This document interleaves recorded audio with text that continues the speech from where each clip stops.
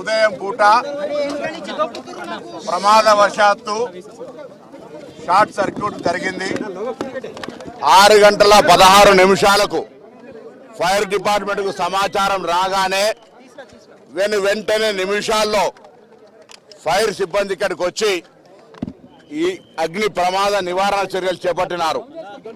ఈ సందర్భంలో అందులో నివసిస్తున్నటువంటి 17 మందికి తీవ్రమైనటువంటి ఇబ్బంది కలిగింది. వాళ్ళందరినీ హాస్పిటల్కు తీసుకుపోవడం జరిగింది. వివిధ హాస్పిటల్లో ఉన్నారు. కొంతమంది మెజారిటీగా చనిపోయినారనేటువంటి వార్త ఉంది.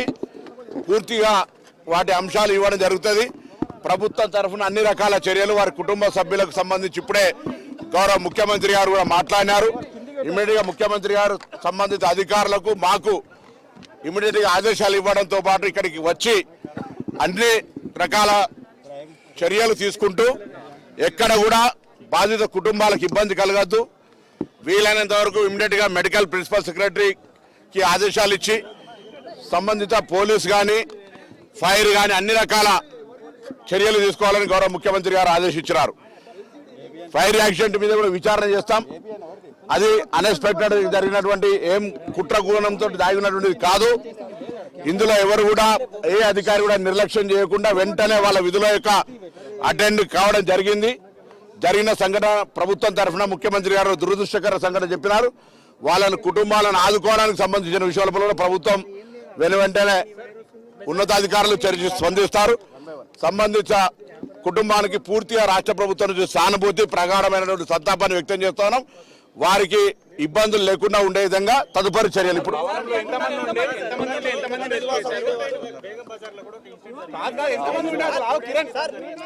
దాదాపు 17 మంది ఉన్నారు.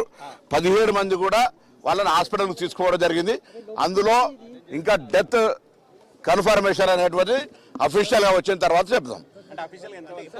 మెజారిటీ ఉండొచ్చు అని చెప్తున్నారు. 11 అంటున్నారు, 9 అంటారు. కొంత అఫీషియల్ గా నేను బాధ్యత గల వ్యక్తిగా చెప్పడం ఇబ్బంది. డాక్టర్ కన్ఫర్మేషన్ తీసుకున్నాక మీకు అఫీషియల్ ఇన్ఫర్మేషన్ అధికారులు ఇమ్మీడియట్ గా 6 గంటలకు సంఘటన జరగగానే 6:16కు ఫైర్ నోటీస్ వచ్చింది. ఐజీ గారు నాగిరెడ్డి గారితో సహా సిబ్బంది అంతా ఇక్కడ అటెండ్ అయినారు. అన్ని రకాల చర్యలు తీసుకునేటప్పటికీ ఆ సంఘటన ఫైర్ అంటే ఎట్లుండో మీకు తెలుసు. ఆ సంఘటన ప్రమాదవశాత్తు జరగడం వల్ల అందరు పిల్లలు హాలిడేస్కి వచ్చి 4 కుటుంబాలైనా అంత ఉమ్మడి కుటుంబం. ఆ ఉమ్మడి కుటుంబానికి సంబంధించిన వాళ్ళందరికీ సంబంధించిన ఇబ్బంది జరిగింది. ఈ జరిగిన దాని లోపల ప్రాణ నష్టం జరిగింది. ప్రభుత్వం చింతిస్తుంది. ఇది ప్రభుత్వం నిర్లక్ష్యంతో ఇంకా ఎవరి నిర్లక్ష్యంతో జరగదు. ఒక ప్రమాదవశాత్తు జరిగినటువంటి దృష్ట్యా దీని మీద రాజకీయాల అద్దు.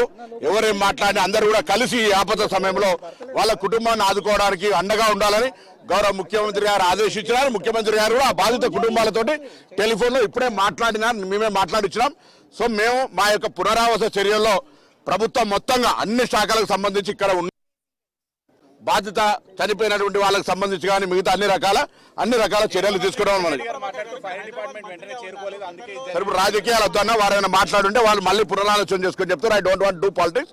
మేము మా ప్రభుత్వం తరఫున ఏ అధికారి కూడా ఒక నిమిషం జాప్యం లేకుండా స్పందించినారు. అది ప్రమాదం, మా బాధ్యత. ఎవరు కూడా దీని మీద రాజకీయం చేసేటువంటి ఆలోచన చేయదని కోరుతాం. ఫైర్ సేఫ్టీ అంటే మీ అందరికి తెలిసి ఇప్పుడు లోపల చూసినారు. మనం ఫైర్ సేఫ్టీకి సంబంధించినటువంటి ప్రికాషన్ తీసుకోమని అధికారులు మనం ఒత్తిడి చేస్తే మీరే ప్రభుత్వం ఒత్తిడి చేస్తున్నారు. ఈ సందర్భంగా ఒకటే కోరుతా ఉన్నాం.